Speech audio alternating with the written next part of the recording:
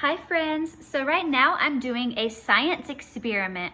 As you can see right here, I have a glass of water and I have a glass of olive oil. What I'm gonna do is I'm gonna drop these two colors into the olive oil. Let's see what happens.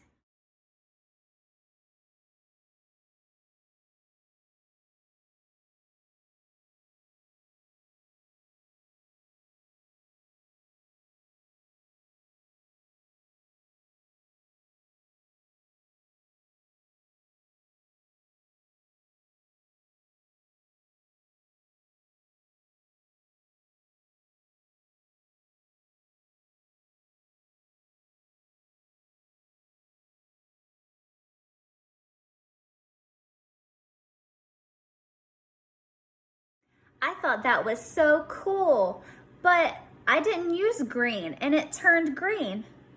If I used blue and yellow, why do you think it turned green? It turns green because when you mix blue with yellow,